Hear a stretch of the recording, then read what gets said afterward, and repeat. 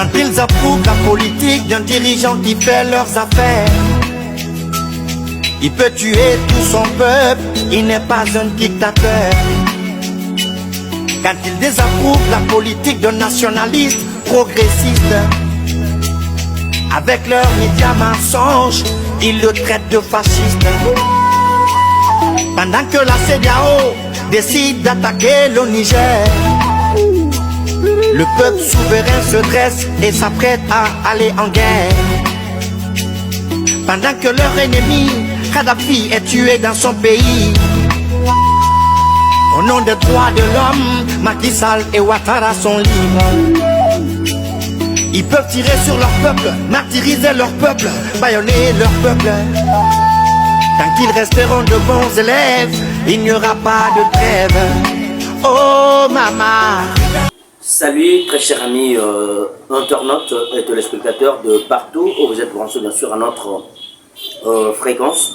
Merci une fois de plus pour votre fidélité à notre magazine l'éveil des consciences patriotiques. Moi c'est le président visionnaire RDC, M. Prenel Ndombe, qui vous accompagne bien sûr pendant ces quelques moments de notre antenne. Merci une fois de plus pour ceux qui nous soutiennent de loin ou de près. En tout cas, nous sommes ensemble avec vous. Lorsque nous sommes ensemble, nous aurons la paix. Lorsque nous sommes ensemble, nous aurons bien sûr tout ce que nous avons besoin.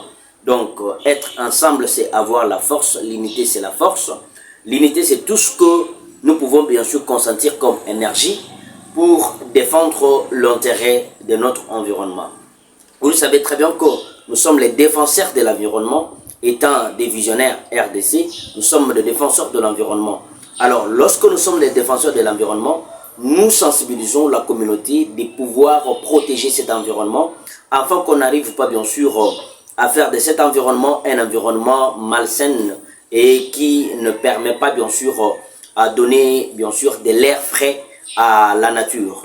Alors, du fait que nous sommes en train de vous parler de ça, nous partageons des moments, des enseignements et des moments de sensibilisation pour vous apporter un message.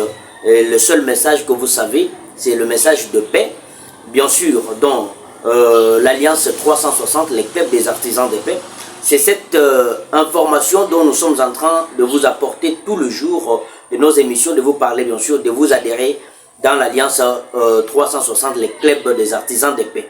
Si réellement la paix est quelque chose que tout le monde a besoin, nous devons militer pour qu'il y ait la paix. C'est ce que nous avons constaté ici dans le monde, que le monde est à la recherche de la raison au lieu que le monde cherche la paix. Lorsque nous cherchons la raison, nous ne tombons pas dans la paix. La raison nous amène bien sûr dans les guerres, la raison nous amène bien sûr dans les disputes, la raison nous amène toujours dans les divisions. Parce que c'est lui qui cherche la raison, et il va jeter le tort aux autres. Toi tu cherches la raison et moi je cherche la paix. Aujourd'hui nous sommes dans le monde et c'est comme si le monde est en train bien sûr de chercher quelque chose et son contraire. Imaginez-vous si vous êtes en train de vivre tout ce que nous vivons maintenant là dans notre planète Terre, c'est parce que le pays du monde et les gens de ce monde cherchent la raison au lieu de chercher la paix. Vous les entendez parler bien sûr dans leur bouche, ils parlent qu'ils sont bien sûr...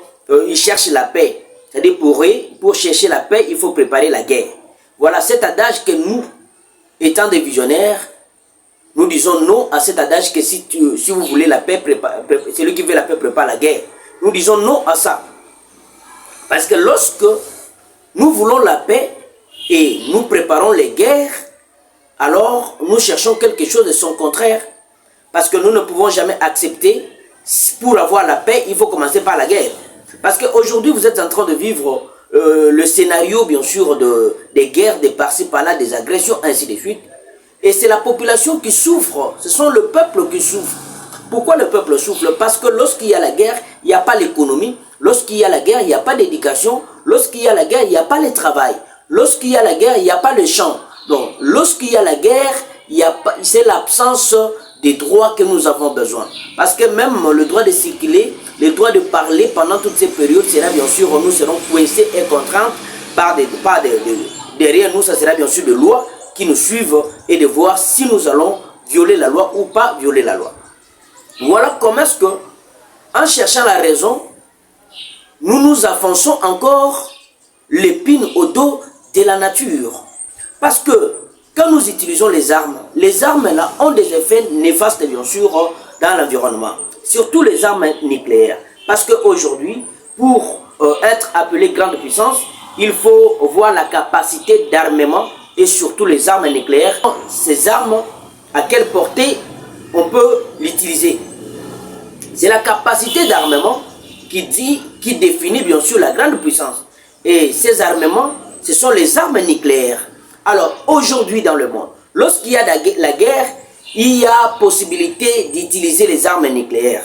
Et nous savons très bien qu'en utilisant les armes nucléaires, nous avons des conséquences néfastes bien sûr dans notre environnement.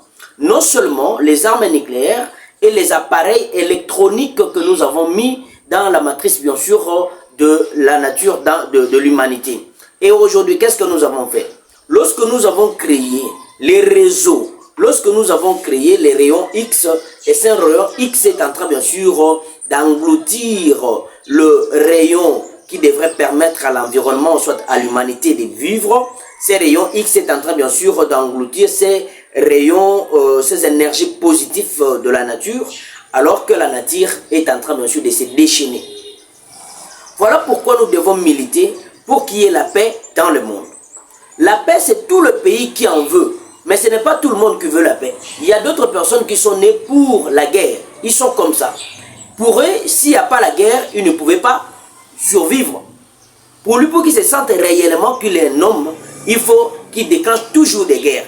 Alors nous sommes contre tout cela qui utilisent les armes nucléaires, qui utilisent les bombes, qui utilisent les grenades. Parce que les grenades, une fois jetées dans l'environnement, ça pollue l'environnement. Les armes nucléaires même détruisent la fertilité de la terre. Aujourd'hui, nous avons ce que nous appelons l'insécurité alimentaire. L'insécurité alimentaire est venue comment? C'est lorsqu'il y a la guerre technologique. Aujourd'hui, dans le monde, nous sommes en train de parler de la guerre technologique. La guerre technologique consiste bien sûr à avoir beaucoup de minerais, parce que c'est avec le minerai que nos pays en ont.